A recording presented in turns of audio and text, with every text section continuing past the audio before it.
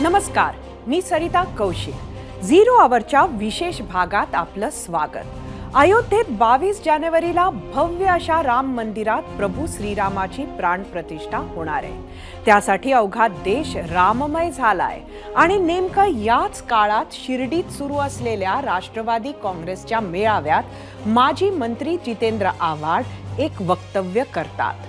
प्रभू श्रीराम, प्रभू राम बहुजनांचे होते असं म्हणत आव्हाडांनी प्रभू राम मांस खायचे असंच म्हणाले। इतकंच नाही तर त्याच वक्तव्याचं समर्थनही केले। अवघ्या काही मिनिटांमध्ये त्यांच्या वक्तव्याचा विरोध झाला। भाजपनं देशभरात निदर्शनं सुरू केली। इतकंच नाही तर जितेंद्र आव्हाडांच्या मतदारसंघातही आंदोलनं झाली। शिवाय आव्हाडांवर गुन्हा दाखल करण्याची मागणीही झाली। तीव्र विरोध सुरू झाला। राष्ट्रवादीतील नेत्यांसह मित्र पक्षांनीही आव्हाडांच्या वक्तव्याचा विरोध सुरू केला आणि मग वक्तव्याला 24 तास होण्याआधीच आव्हाड माध्यमांसमोर आले आणि काल संध्याकाळपासून सुरू झालेल्या वादावर पूर्णविराम देण्यास प्रयत्न केला। कालच्या वक्तव्यामुळे जर भावना दुखावल्या असतील तर खेद व्यक्त करत आपण हे सगळं ओघाओघात बोलून गेलो असंही म्हणाले। मात्र आपले वक्तव्य मागे घेतले नाही। ते नक्की कशावर आधारित होते यासाठी काही कागदही त्यांनी मीडियाला पुरावे म्हणून दिले। त्यामुळे विरोध हा सुरूच राहिला। या विरोधात राम मंदिर निर्मितीसाठी आघाडीवर असलेल्या विश्व हिंदू परिषदेनं आव्हाडांच्या वक्तव्याची जबाबदारी पक्षाचे नेते शरद पवारांवर टाकली। विश्व हिंदू परिषदेचे महाराष्ट्र प्रांत मंत्री गोविंद शेंडे काय म्हणाले पाहूयात। मुद्दामून केलेले स्टेटमेंट आहे हे आणि शरद पवार सारख्या नेत्याच्या समोर केलेले स्टेटमेंट आहे। याचा अर्थ शरद पवारांची मौन स्वीकृती त्याला आहे असंच आम्ही मानतो। नाही तर त्यांनी त्याचं खंडन केलं असतं, त्याला रोखलं असतं तिथं त्यावेळेलाच, पण त्यांनी ते केलं नाही। याचा अर्थच हा आहे की हा मुद्दामून विचार करून केलेलं स्टेटमेंट आहे की ज्या प्रकारे पूर्ण देशामध्ये राममय वातावरण झालेलं आहे, गल्लोगल्ली राम राम राम होऊन राहिलं आहे, त्यावेळेला या प्रकारचं स्टेटमेंट करणं हे समाजामध्ये एक तेढ निर्माण करण्याचा प्रयत्न, समाजामध्ये विद्वेष निर्माण करण्याचा प्रयत्न असाच त्याचा मागचा उद्देश आहे। एक तर शरद पवारांनी आपलं मत स्पष्ट करावं, हिंदू समाजाची त्यांनी माफी मागावी आणि या आव्हाडांसारखे उगीच बडबड करणारे आणि अनावश्यक गोष्टी करणारे जे त्यांचे आमदार आहेत त्यांना पार्टीतून बाहेर काढावं। आणि जे तुमच्या दोन मागण्या, शरद पवार यांनी हिंदू समाजाची जाहीर माफी मागावी, जितेंद्र आव्हाड यांची पक्षातून हकालपट्टी करावी, या तुमच्या दोन मागण्या जर पूर्ण नाही झाल्या तर पुढची भूमिका काय राहील? आवश्यक तितकं आंदोलन त्यांच्या विरुद्ध करू। विश्व हिंदू परिषदेचे महाराष्ट्र प्रांत मंत्री गोविंद शेंडे यांच्या याच टीकेवर होता आपला आजचा पहिला प्रश्न। तो पाहण्यासाठी जाऊया आपल्या पोल सेंटरला। आजचा आपला पहिला प्रश्न, श्रीरामाबाबत आव्हाडांच्या वक्तव्यावर शरद पवारांनी माफी मागावी, विश्व हिंदू परिषदेची ही मागणी पटते का? तुम्हाला सांगायचं होतं होय किंवा नाही।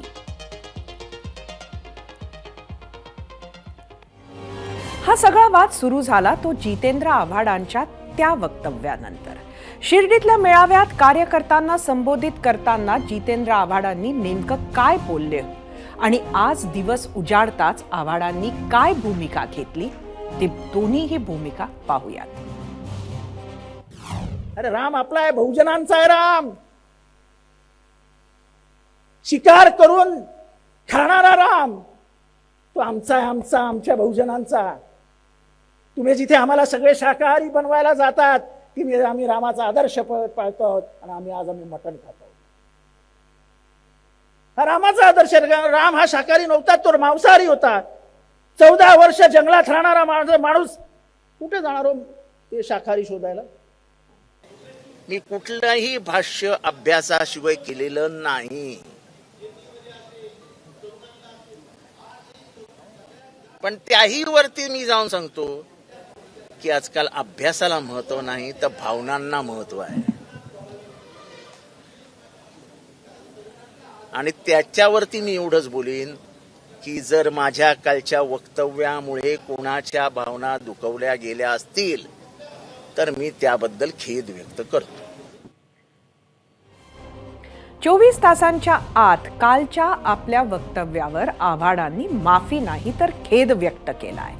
तर राष्ट्रवादीतल्या बड्या नेत्यांसह मित्र पक्षांनी मात्र मौन ठेवलं. शिर्डीमध्ये सुरू असलेल्या राष्ट्रवादी मेळाव्यात आम्ही काही सिनियर नेत्यांना विचारलं, तर काहींनी आव्हाडांना सल्ले दिले तर काहींनी मौनच राखलं. मात्र तिकडे शिवसेना उबाठा गटाचे नेते आणि विरोधी पक्ष नेते अंबादास दानवेंनीही आव्हाडांच्या वक्तव्याचा निषेध केलाय. प्रभू श्रीराम देशाचे आदर्श आहेत, अशा आदर्शाविषयी बोलताना तोंड सांभाळून बोलावं अशा शब्दात दानवेंनी आव्हाडांना सुनावलंय. एकूणच सहयोगी आणि मित्र पक्षातून कशा प्रतिक्रिया उमटल्यात पाहूयात.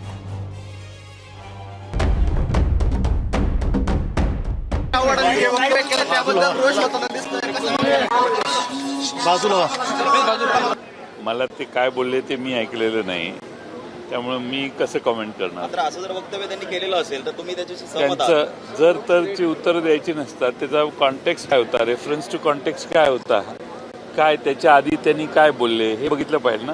तपासून बघू आणि मग बोलू त्याच्यावर. आव्हाडांच्या कालच्या वक्तव्यामुळे कुठेतरी भाजप वगैरे त्यांच्यावर टीका करताना दिसते. तुम्हाला त्या वक्तव्याबद्दल काय वाटतं?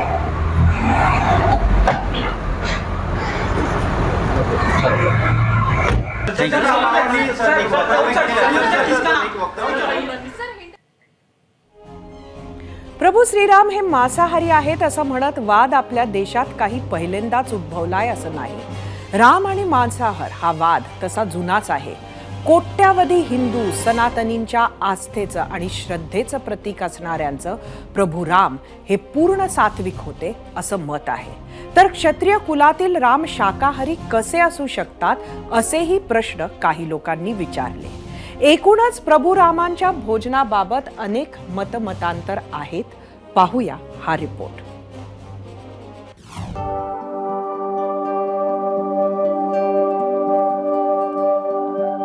भारताचा इतिहास, संस्कृती आणि आस्थेचं प्रतीक म्हणजे प्रभू श्रीराम. सहनशीलता आणि धैर्य हे रामाचे प्रमुख गुण, ज्यांनी रामाला मर्यादा पुरुषोत्तम बनवलं. प्रभू श्रीराम अत्यंत अनाग्रही होते. योग वासिष्ठात म्हटलंय, अनाग्रही असणं हे स्थिर मतीचं पहिलं लक्षण आहे. मला जे वाटतं तेच केवळ योग्य आणि तसंच घडलं पाहिजे असा विचार रामाने कधीही समोर ठेवला नाही. सौम्यपणे समजावून सांगून पाहिलं, मात्र कुठेही आत्यंतिक आग्रह धरला नाही. पण आजच्या घडीला मात्र राम शाकाहारी होते की मांसाहारी हे पटवून देण्याची जणू स्पर्धाच लागली आहे. त्याचे अनेक दाखले सोशल मीडियातनं दिले जात आहेत. राईट अँगल्स या वेबसाईटवरील लेखिका संगमित्रा प्रबल आणि मुंबई स्थित राजकीय पत्रकार श्रुती गणपती यांच्या लेखात वाल्मिकी रामायणातील श्लोकांमध्ये प्रभू रामचंद्रांच्या आहाराविषयी असलेल्या श्लोकांचा उल्लेख पाहायला मिळतो. या लेखात त्या श्लोकांचा अर्थ असा सांगण्यात आलाय की श्रीरामाने आपल्या अंतःपुराजवळील समृद्धशाली राजकीय उपवनात विहार करण्यासाठी प्रवेश केला. काकुस्थ वंशात जन्मलेल्या राजा रामचंद्राने सीतेच्या हाताला धरून तिला मैरेय्य नावाचं पवित्र मद्य पाजलं. हेच मद्य इंद्र आपली पत्नी शची हिला पाजतो. सेवकांनी अनेक प्रकारचे उत्तमोत्तम मांस, पक्वान्न आणि फळं त्यांच्या समोर ठेवली. तर वाल्मिकी रामायणातील दुसऱ्या श्लोकाचा उल्लेख करताना सीता वनवासाला निघाली असताना सुखरूप परत येण्यासाठी गंगा ओलांडताना म्हणते, हे देवी, मी अयोध्या नगरीला परत आले की सहस्त्र घटमद्य आणि मांसमिश्र ओदन यांचा तुला बळी देईन. गंगे तू मला प्रसन्न हो. पण रामकथावाचक आणि रामायणाचे गाढे अभ्यासक हभप श्रीरामपंत महाराज जोशींनी श्रीराम आणि त्यांचं संपूर्ण कुळ सात्विक आहार करणारं होतं असं सांगितलंय. रघुवंशामध्ये कालिदासाने रामायणाच्या पूर्वीचा जो सगळा इतिहास लिहिलेला आहे, तर केवळ रामचंद्र प्रभूच नव्हे तर त्यांच्या 54 पिढ्या ह्या सात्विक आहार करणाऱ्या होत्या. सोहम आजन्म शुद्धानाम आफलोदय कर्मनाम आसमुद्र क्षितिक्षानाम अनाकरथवर्त्मनाम त्यागाय समृतार्थानाम सत्याय विजय भाषिनाम यशस्वी विजयी शुनाम असे हे सगळे रामायणाच्या आधीचे जे श्लोक आहेत म्हणजे रामवंशाचं वर्णन करणारे, त्यातला पहिला शब्द आहे की हे सगळे राजे आजन्म शुद्ध राहिले. तामस आहार घेणाऱ्याला शुद्ध सर्टिफिकेट कालिदास नक्कीच देणार नाही. रामायणात कुठेही वाल्मिकी रामायणात, अध्यात्म रामायणात, रघुवंशामध्ये रामाने तामस आहार केला असं कुठे वर्णन नाही. हे म्हणणं रामभक्तांचं आहे. पण ज्या शूर्पणखेमुळे संपूर्ण रामायण घडलं, त्या शूर्पणखेने सुद्धा जेव्हा भाऊ रावणाला राम लक्ष्मणाबाबत सांगितलं, तेव्हा त्यांचा उल्लेख ब्रह्मचारी आणि केवळ कंदमुळं खाणारे असा केला होता. केवळ एवढंच नव्हे तर गोरखपूरच्या गीता प्रेसच्या श्रीमद वाल्मिकी रामायण द्वितीय खंडातील 37 सर्गमध्ये जिथे हनुमान आणि सीता मातेमध्ये संवाद होतो, तिथे हनुमान सीता मातेला सांगतात, कोणताही रघुवंशी ना मांस खातो ना मद्याचं सेवन करतो. मग प्रभू श्रीराम कसं याचं सेवन करतील? ते 4 प्रहर उपवास करतात आणि 5व्या प्रहरात शास्त्रविहित जंगली फळं, कंद आणि इतर गोष्टींचं भोजन करतात असा उल्लेख आहे. व्यक्तीचे आदर्श जीवन आणि सामाजिक जीवन यांची सांगड घालत जीवन जगताना ते कशासाठी आणि कसे जगायचे हे राम शिकवून जातात. अत्यंत कठीण प्रसंगांमध्ये देखील मनुष्य आपल्या चारित्र्याचं, जीवन मूल्यांचं रक्षण कशा प्रकारे करू शकतो याचं आदर्श उदाहरण म्हणजे प्रभू श्रीराम आहे. चराचरात वसलेला, कणाकणात वसलेल्या श्रीरामाची पूजा करताना हा वाद फक्त आणि फक्त राजकारणापोटी आहे हे मात्र स्पष्ट आहे. टीम 0 वर ABP माझा.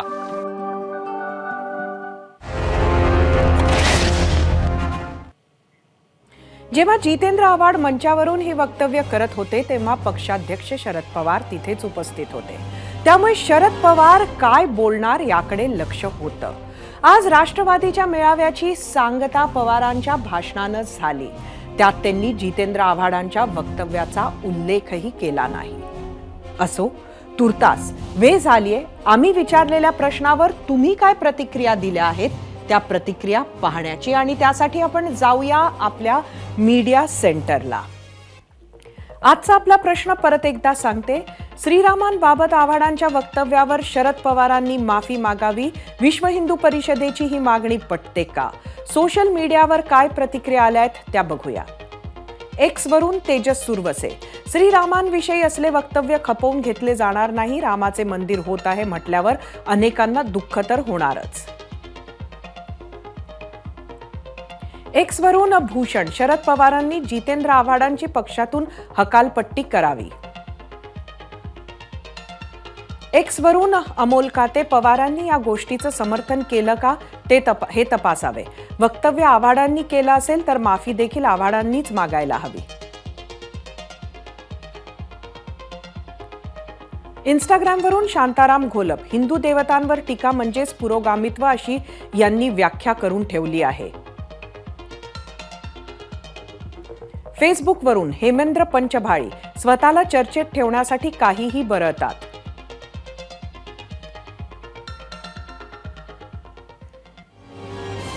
खरं तर या विषयावर इतिहासात अनेकदा वादविवाद झालेत. इतिहासकारांमध्येही या विषयावरून मतमतांतर असू शकतं आणि याच वादांच्या मालिकेत आता जितेंद्र आव्हाडांच्या वक्तव्यानंतर भर पडली आहे आणि त्याचेच पडसाद देशभरात आज उमटताना आपल्याला दिसले. भाजपच्या नेत्यांनीच नाही तर देशभरातील महंतांनीही आव्हाडांच्या वक्तव्याचा निषेध केला. अयोध्येत त्या वक्तव्याचा निषेध झाला, आंदोलनही झाले. राम जन्मभूमी ट्रस्टचे मुख्य पुजारी आचार्य सत्येंद्र दास यांनीही जोरदार टीका केली. पाहुयात. एनसीपी के नेता कि भगवान राम जब 14 वर्ष वनवास में रहे तो वहाँ वो मांसाहारी थे.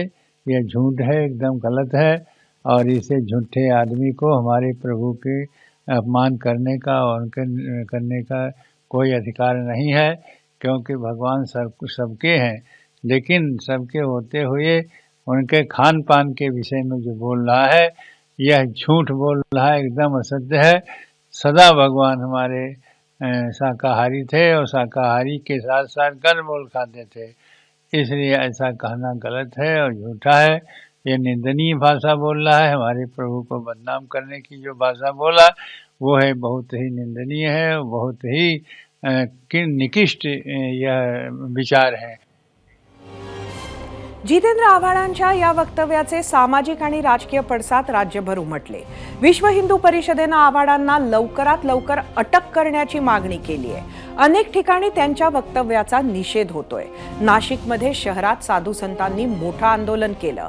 काळाराम देवस्थानमधील महंतांनी आज नाशिकच्या पंचवटी पोलीस ठाण्यात तक्रारही दाखल केली. तर शिवसेना शिंदे गटाच्या वतीनंही मोठं आंदोलन केलं. इतकंच नाही तर आव्हाडांच्या प्रतिकात्मक पुतळ्याला फाशीही देण्यात आली. भाजपही आक्रमक झाली असून आमदार राम कदम यांनी मुंबईतील घाटकोपर येथील पोलीस ठाण्यात जितेंद्र आव्हाडांविरोधात FIR दाखल केलाय. अजित पवार गटाच्या कार्यकर्त्यांनी ठाण्यात आव्हाडांच्या निवासस्थानाबाहेर महाआरतीचा प्रयत्न केला. तसंच आव्हाडांविरोधात गुन्हा दाखल झाला नाही तर वर्तकनगर पोलीस ठाण्याबाहेर महाआरतीचा इशारा आनंद परांजपेंनी दिलाय. आव्हाडांच्या वक्तव्यानंतर झालेल्या वादानंतर सखोल चर्चेसाठी आपल्या सोबत उपस्थित आहेत प्रसिद्ध रामकथाकार रामराव महाराज ढोक. त्यांच्याशी चर्चा करण्यासाठी आपण जाऊया आपल्या गेस्ट सेंटरला. महाराज, ABP माझाच्या 0 आवरमध्ये आपलं स्वागत आहे. आज राज्यात एक वाद निर्माण झालेला आहे, प्रभू श्रीराम आणि मांसाहार. काय म्हणाल? तर मी बरेच वर्षे, जवळजवळ 45 वर्षे रामकथा करतो तुलसी रामायणाच्या आधारे. तुलसी रामायणामध्ये श्रीरामचंद्र प्रभूंनी कुठे मांसाहार केल्याचा उल्लेख नाही. उलट श्रीरामचंद्र प्रभू, सीता माता आणि लक्ष्मणजी वनवासात जात आहेत. 3 दिवस पाणी प्याले नाही. नंतर 4थ्या दिवशी शृंगवेरपूर म्हणून नगर आहे, तिथे तिथला भिल्लांचा राजा गुहक, त्या गुहकाने प्रभूला एक विनंती केली की तुम्ही आता आमच्या नगरात आलेला आहात, काहीतरी खाल्लं पाहिजे. प्रभू म्हणाले, भाई मैंने 3 दिन जलपान भी नहीं किया. बोले नहीं किया होगा, लेकिन आज अगर कुछ नहीं खाओगे तो भिल्ल जमात को कलंक लगेगा. चांद सूरज तक इतिहास कहेगा कि भिल्ल के गांव भगवान एक रात भूखा सोया था. अगर आप कुछ खाओगे तो चांद सूरज तक भिल्ल जमात का गौरव बढ़ेगा. इतिहास कहेगा कि एक रात भगवान भिल्ल के गांव में था, 3 दिन कुछ नहीं खाया था, लेकिन भिल्ल लोगों ने कुछ खिला करके सुलाया था, तो चांद सूरज तक भिल्ल जमात का गौरव बढ़ेगा. तो भगवान बोले, ठीक है भाई, कुछ फल लाओ. शृंगवेरपुर पहुँचे जाई, श्री भगवान फल कछु खाई. स्पष्ट उल्लेख आहे की 3 दिवस वनवासात सुरुवातीला गेल्यानंतर पाणीसुद्धा प्याले नाही. 4थ्या दिवशी शृंगवेरपूरला प्रभूंनी भिल्लांच्या आग्रहास्तव फळभक्षण केली. लक्ष्मणाचं तर व्रतच होतं, मी 14 वर्षे काही खाणार नाही. प्रश्न सीता आणि रामाचा आहे. लक्ष्मणजी हे सेवेसाठी होते आणि ते कंदमुळे आणत होते. कुठे ससा मारून आणला, कुठे हरिण मारून आणलं, कुठे काय कोणता पशु मारल्याचा उल्लेख रामायणात नाही, तर मटण खाण्याचा प्रश्न येतच नाही.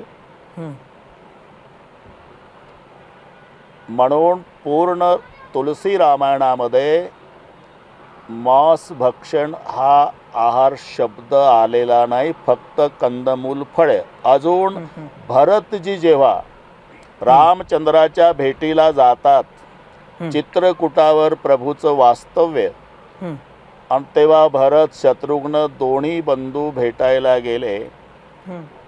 भेट झाली आणि रामचंद्राच्या आश्रमामध्ये बसले. एकंदर 5 लोक, राम, लक्ष्मण, सीता, भरत आणि शत्रुघ्न.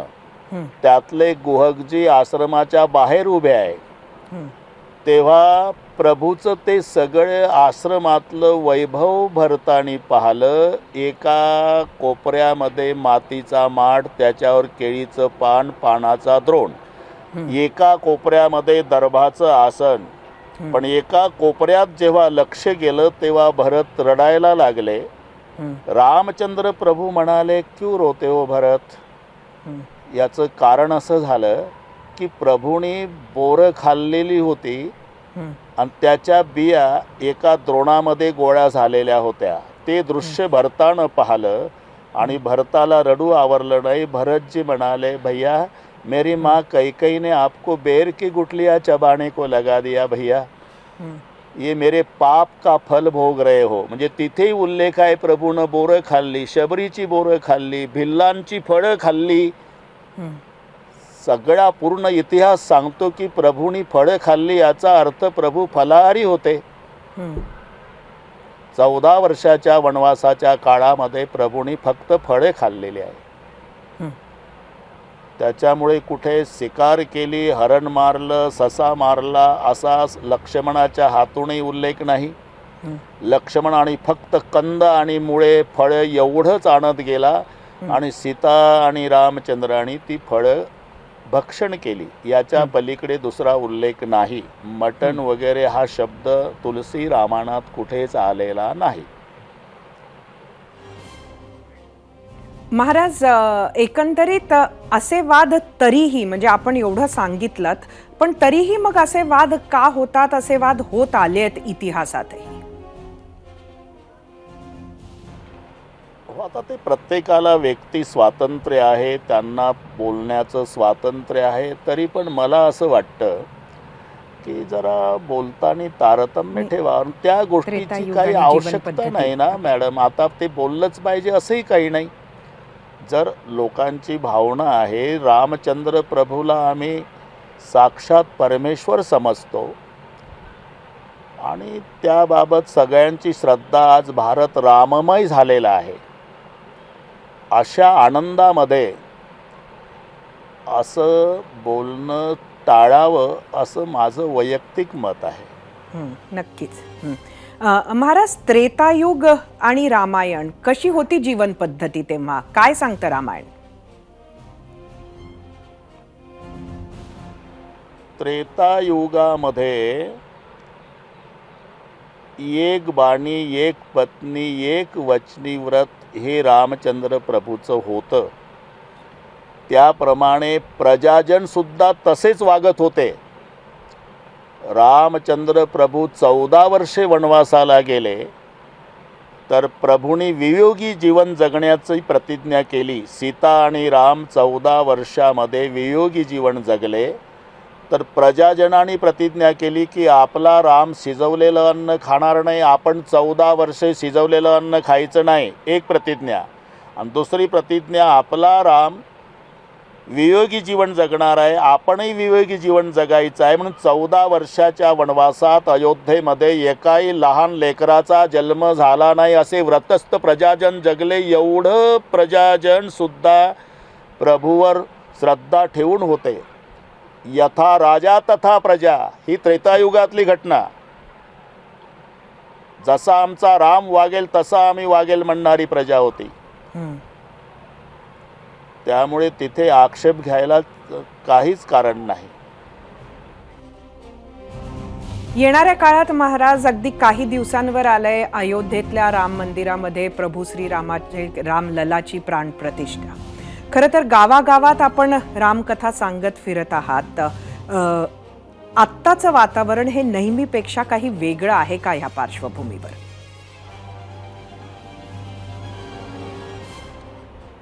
हो, अतिशय उत्साहाचं वातावरण गावोगावी स्वयंस्फूर्तीनं आहे ताई.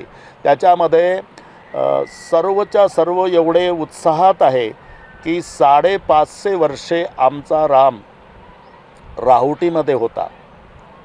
आता तो 22 जानेवारीला राजमहालात राम जाणार आहे. याचा सर्वांना आनंद आहे.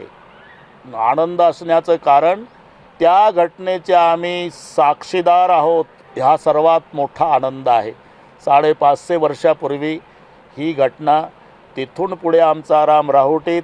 आमचा राम, नाहीतर आम्हाला हे लांछनास्पद वाटत होतं. हिंदूंच्या हिंदुस्तानमध्ये हिंदूंची देवता बंदिस्त, याच्यापेक्षा लांछन काय होतं? आता जगाचा बाप आम्हाला ज्याने सुखात ठेवलं तो राजमहालात जाणार आहे, याचा तुम्हाला मला सर्व हिंदूंना, सर्व भारतवासियांना, रामचंद्रावर भक्ती करणाऱ्या सगळ्या भक्तांना त्यांच्या आनंदाला आता पारावार नाही. आम्ही 22 तारखेची वाट पाहतो. एक एक तास आम्हाला एका तपासारखा जातोय. आता आम्हाला सर्वांनाच त्या घटनेचा आनंद आहे. ढोक महाराज, आपले खूप खूप धन्यवाद. आमच्या प्रश्नांची आपण उत्तरं दिलीत आणि बरीच जे लोकांच्या मनात या वादामुळे जर काही प्रश्न उत्पन्न झाले असतील तर त्यांची उत्तरं सुद्धा तुम्ही दिलेली आहेत, त्यामुळे तुमचे विशेष आभार. याच विषयाला अनुसरून आम्ही विचारलेल्या प्रश्नावर तुम्ही काय कौल दिला आहे तो कौल पाहण्यासाठी जाऊया आपल्या पोल सेंटरवर. आजचा आपला प्रश्न परत एकदा सांगते. श्रीरामाबाबत आव्हाडांच्या वक्तव्यावर शरद पवारांनी माफी मागावी, विश्व हिंदू परिषदेची मागणी पटते का? एकूण 15,000 मतं यूट्यूबवर. 63% लोकांनी होय म्हटलंय, 37% नाही. इंस्टाग्रामवर एकूण 3,500 मतं.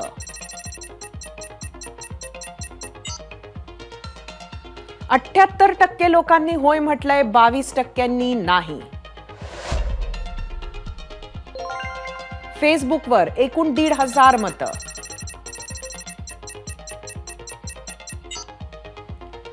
55% लोकांनी होय म्हटलंय, 45% नाही. एक्सवर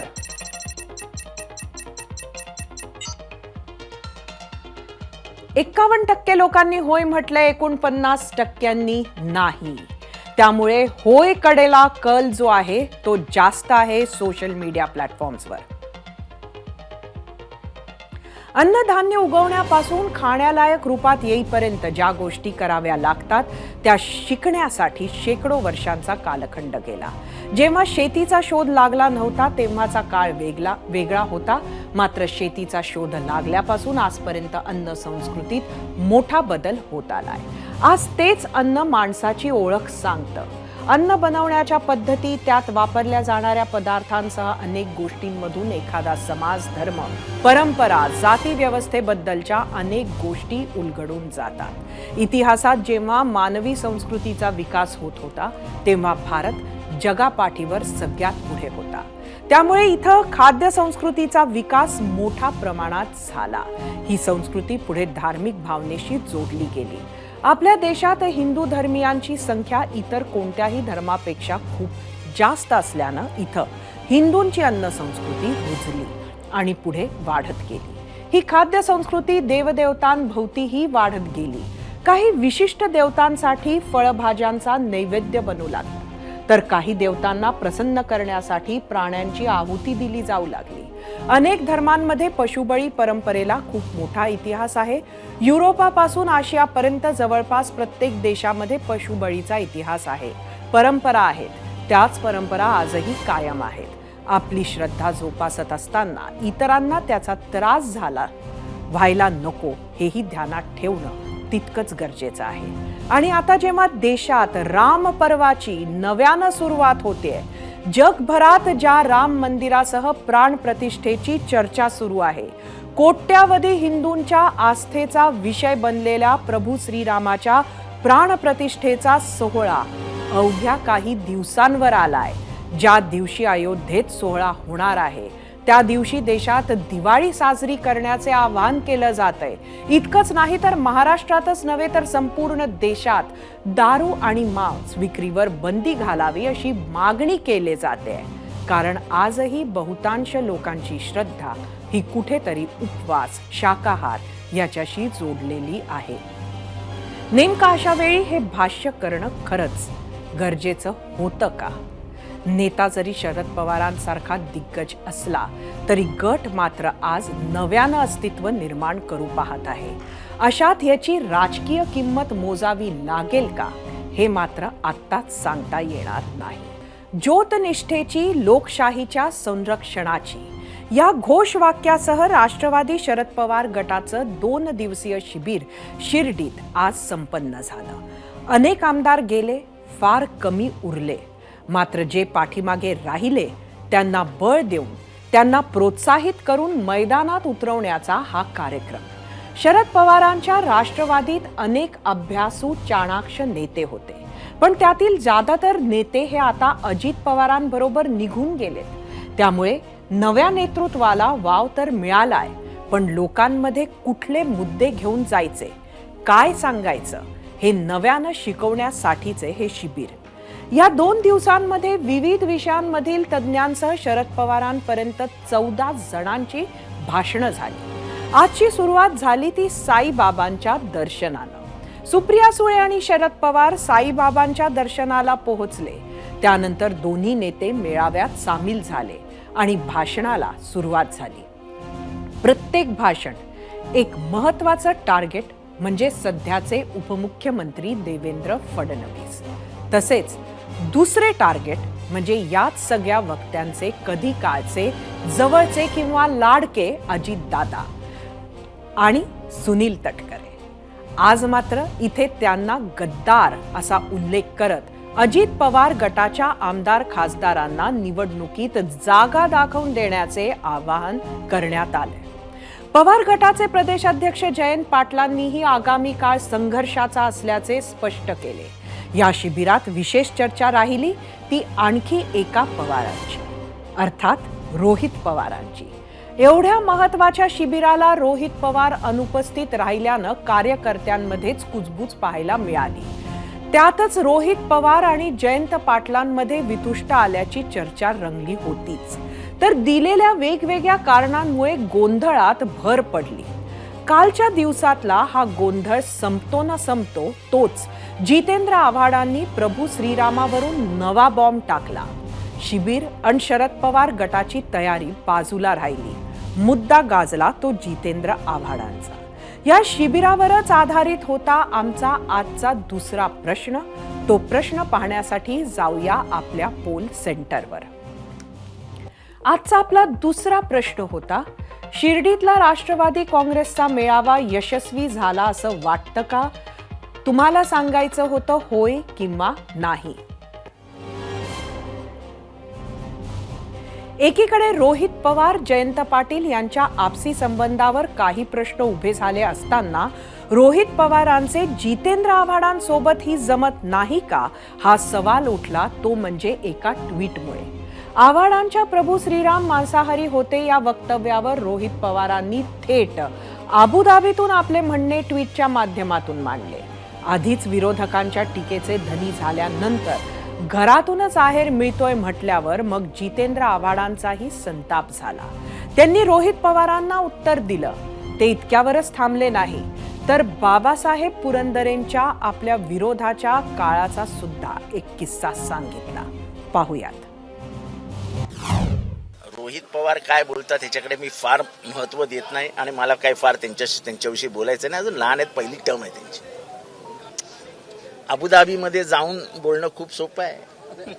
नेहमी शरद पवारांचं एक नेहमी मला सांगायचं असायचं की जितेंद्र सामाजिक आशय मांडताना पक्ष त्याला जबाबदार नाही. पक्ष कधीही सामाजिक आशय ठरवत नाही. याचं ज्वलंत उदाहरण म्हणजे मी जेव्हा पुरंदरेंच्या विरोधात उतरलो तेव्हा आमचे प्रदेशाध्यक्ष तटकरे यांनी मला सांगितलेलं, तू जाऊन पुरंदरेंची माफी माग. मी जरा घाबरलो होतो म्हणून मी पवार साहेबांना फोन केला. पवार साहेबांनी सांगितलं की तुझा इतिहासाचा अभ्यास आहे, तुला जे योग्य वाटतं ते तू बोल, त्याच्यामध्ये पक्षाचं काही घेणं नाही, कारण पक्ष हा कोणाची सामाजिक भूमिका ठरवत नाही. जवळपास लोकसभेच्या निवडणुकाचं रणशिंगच फुंकत शरद पवारांनी आपल्या भाषणात अनेक विषयांना हात घातला. त्यांच्या आज खासदार अमोल कोल्हे, सुप्रिया सुळे आणि जयंत पाटील यांचीही भाषणं झाली. प्रत्येकाच्या भाषणात लोकसभेची तयारी आणि बंडखोरीची सल दिसून आली. पाहूया तिन्ही नेत्यांच्या भाषणाचा संपादित भाग. भ्रष्ट जुमला पार्टी. आता तुम्ही म्हणाल भ्रष्ट जुमला पार्टी कशाला? 2014 मध्ये मला आठवतंय आर आबा हयात होते तेव्हा. 2014च्या इलेक्शनमध्ये आपण गाडीतून गेलो ना की लोक असं नजरेने बघायचे, कारण का लोकांना असं वाटायचं आपण भ्रष्ट आहोत आणि यांना हद्द पार करा, आणि त्याच्यावर भारतीय जनता पक्ष निवडून आली, आपण भ्रष्टाचारी म्हणून. आज माझा आरोप आहे त्याच भ्रष्ट जुमला पार्टीला, ती भारतीय जनता पक्ष होता ना खाऊंगा ना खाने दूंगा. आज मैं भी खाऊंगा और तुमको पेट भर खाने दूंगा अगर तुम भ्रष्ट जुमला पार्टी में हो तो. 50 खोक्यावर जर एक आमदार विकला जात असेल ना, तर लाज वाटली पाहिजे त्या आमदाराला जो 50 खोकेवर आज विकला जातोय. त्यावेळी या ठिकाणी शिबिर झालं, त्यावेळी अनेक जण दिग्गज या ठिकाणी समोर बसलेले होते. ते निघून गेल्यामुळं मागच्या कप्प्यात बसलेल्यांना यावेळी पुढच्या कप्प्यात येऊन बसायची संधी मिळालेली. त्यामुळे तुम्हा सर्वांचं जे प्रमोशन झालं त्याबद्दल नव्या वर्षात शुभेच्छा देतो. नाहीतर तुम्हाला काही पुढच्या लाईनीत येऊन बसायची संधी नव्हती. त्यामुळं बसलेल्या पुढच्या लाईनीतल्या सगळ्यांनी गेलेल्यांचे आभार माना. सूर्यकुळाचा दिव्य वारसा प्रिय पुत्रांनो तुम्हा मिळे, काळोखाचे करू न पूजन, व्रत घुबडांचे करू नका. या ओळींनी कांठ्या ज्यांच्या बसणार आहेत, असं व्हायला नको. जे घडलं प्रत्येकाला खंत आहे त्याची, पर ये दुनिया की कड़वी सच्चाई है. ये दुनिया की कड़वी सच्चाई है कि हमारी आंखें वही लोग खोल देते हैं. ये दुनिया की कड़वी सच्चाई है कि हमारी आंखें वही लोग खोल देते हैं जिन पर हम आंख बंद करके भरोसा करते हैं. शिबिराच्या भाषणांमध्ये संघटन आणि येणारी निवडणूक हा महत्त्वाचा फोकस होता.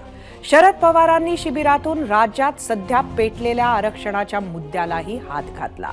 मराठा, धनगर, मुस्लिम, लिंगायत आरक्षणाबाबत काय भूमिका घेतील असा सवाल विचारत ओबीसींच्या ताटातून आरक्षण काढून मराठ्यांना देऊ नका अशीही सूचना शरद पवारांनी सरकारला केली. तसंच आरक्षणाबाबत सरकारमध्येच एक वाक्यता नसल्याचा टोलाही लगावला. पाहुयात. मराठा आरक्षण असो, धनगर आरक्षण असो, मुस्लिम आरक्षण असो, लिंगायत आरक्षण असो, या सगळ्या घटकाच्या तरुण पिढीला स्वतःच्या भागात उभं राहण्यासाठी काही मदत करायची गरज आहे. आणि ती करायची असेल तर आरक्षणाची आवश्यकता. त्या आरक्षणाची मागणी करत असताना ही मागणी खुली करा, पण ही खुली करत असताना अन्य ओबीसीचे जे घटक आहेत त्या घटकांच्या मूलभूत अधिकारावर यत्किंतसुद्धा धक्का बसता कामा नये. कुणाच्या ताटात काढून कुणाला काही यावं या प्रकारची भूमिका सातत्यानं आपण त्या ठिकाणी मागितली. तुम्ही काल बघा, चंद्रकांत पाटलांचं स्टेटमेंट हे वास्तविकांना माहिती आहे. चंद्रकांत पाटील मंत्री आहेत, सत्ताधारी पक्षाचे अध्यक्ष होते, आणि त्यांनी सांगितलं की 1 वर्ष तरी कमीत कमी तुम्हाला वाद बघायला मिळेल. उद्याच्या 24 तारखेच्या पूर्वी आम्ही आरक्षण देतो या प्रकारची भूमिका साक्षात मुख्यमंत्र्यांनी घेतल्याच्या नंतर दुसरे त्यांचे ज्येष्ठ सरकारी सांगतात की 1 वर्षसुद्धा आम्ही देऊ शकणार नाही.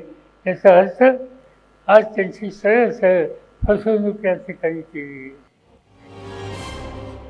राष्ट्रवादी शरद पवार गटाच्या या शिबिराशी संबंधित प्रश्न आम्ही तुम्हाला विचारला होता. त्या प्रश्नावर तुम्ही दिलेल्या प्रतिक्रिया पाहण्यासाठी जाऊया आपल्या मीडिया सेंटरला. आजचा आपला प्रश्न परत एकदा सांगते. शिर्डीतला राष्ट्रवादी काँग्रेसचा मेळावा यशस्वी झाला असं वाटतं का? सोशल मीडियावर आलेल्या प्रतिक्रिया बघूया. एक्सवरून विलास चाकाटे, शिर्डीत बोलताना शरद पवारांनी भाजपवर हल्लाबोल केला. एक्सवरून हनुमान कदम, अजिबात नाही, जितेंद्र आव्हाडांमुळे राष्ट्रवादीच्या शिबिराला गालबोट लागलं. यूट्यूबवरून आनंद राऊत, शिर्डीतला राष्ट्रवादीचा मेळावा यशस्वी झाला, पण जितेंद्र आव्हाडांनी सर्व मर्यादा ओलांडल्या. फेसबुकवरून गणेश निरगुडकर, फायदा नक्कीच होणार, पण राष्ट्रवादीला नाही तर महायुतीला. फेसबुकवरून प्रमोद काळे, काही महाज्ञानी ज्येष्ठ नेत्यांच्या अगाध वक्तव्यांमुळे बुडत्याचा पाय खोलात, अशी शरद पवार गटाची गत झाली आहे. आम्ही विचारलेल्या प्रश्नावर तुम्ही काय कौल दिला आहे, तो कौल पाहण्यासाठी जाऊया आपल्या पोल सेंटरवर. आजचा आपला प्रश्न परत एकदा सांगते. शिर्डीतला राष्ट्रवादी काँग्रेसचा मेळावा यशस्वी झाला असं वाटतं का? युट्यूबवर एकूण 11,000 मतं. 70% लोकांनी होय म्हटलंय, 30%नी नाही. इंस्टाग्रामवर 2,000 मतं.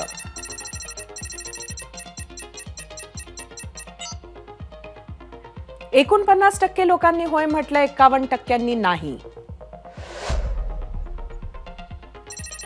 फेसबुकवर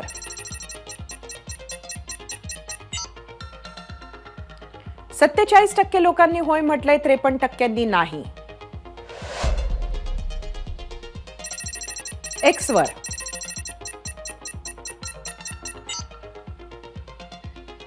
48% लोकांनी होय म्हटलंय, 52%नी नाही. राष्ट्रवादी काँग्रेसची ही शिर्डी सभा नुसती सभा नाही, तर लोकसभेसाठी सज्ज होण्याची पहिली पायरी.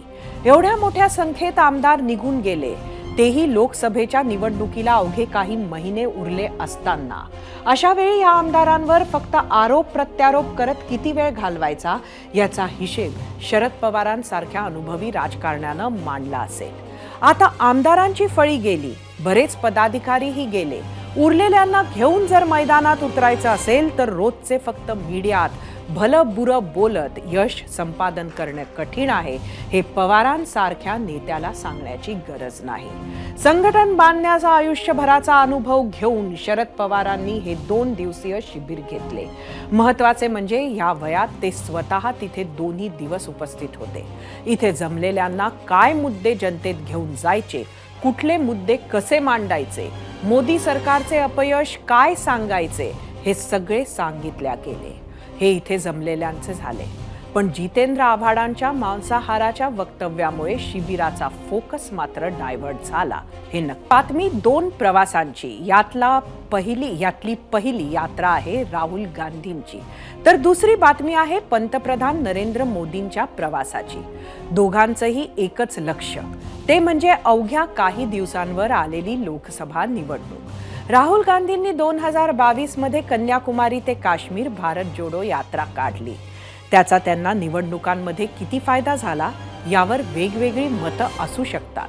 मात्र त्या यात्रेमुळे राहुल गांधींची प्रतिमा बदलली, हे कोणीही नाकारू शकणार नाही. त्यामुळेच की काय, लोकसभा निवडणुकांच्या तोंडावर काँग्रेस पक्षानं अजून एका यात्रेचं आयोजन केलंय. आज दिल्लीत खास ही यात्रा प्लॅन करण्यासाठी एक विशेष बैठक झाली, ज्यासाठी महाराष्ट्र प्रदेश अध्यक्ष नाना पटोलेही उपस्थित होते.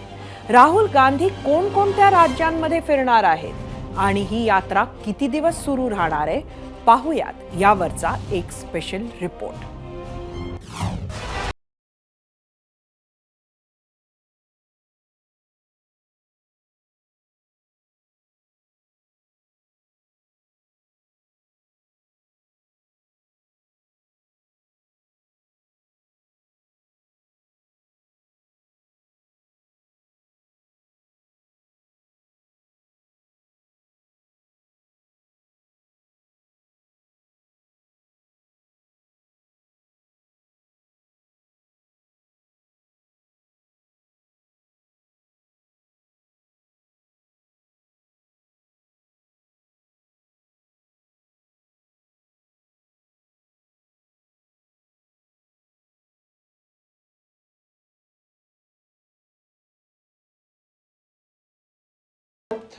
जोड़ो न्याय यात्रा होगा।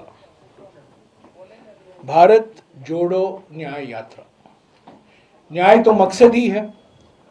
हमारे संविधान के प्रस्तावना में शुरुआत ही सामाजिक, आर्थिक और राजनीतिक न्याय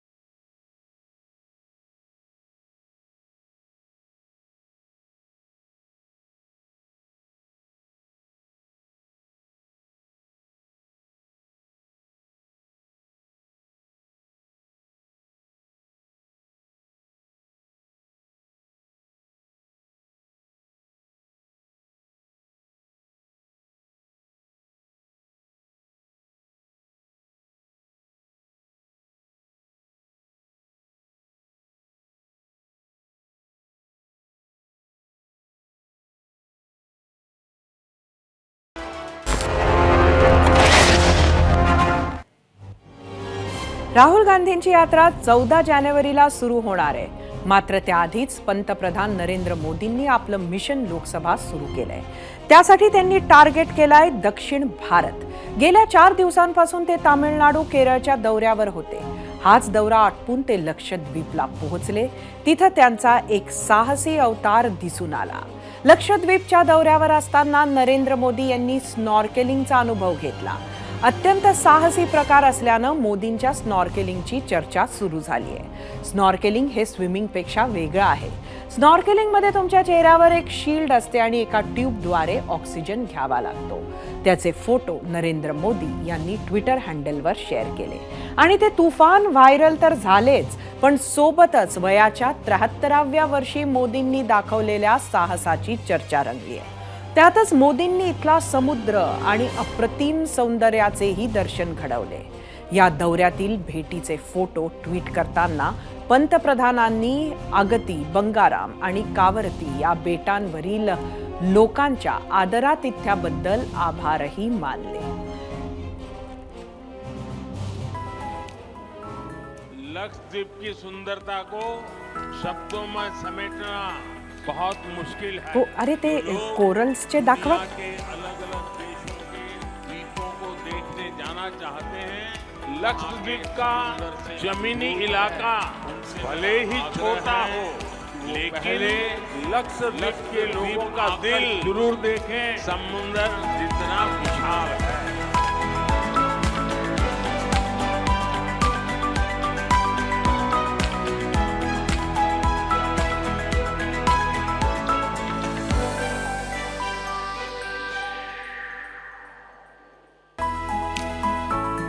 लक्षद्वीप की सुंदरता को शब्दों में समेटना बहुत मुश्किल है. जो लोग दुनिया के अलग अलग देशों के द्वीपों को देखने जाना चाहते हैं, वहां के समंदर से अभिभूत है, उनसे मेरा आग्रह है कि वो पहले लक्षद्वीप आकर जरूर देखें.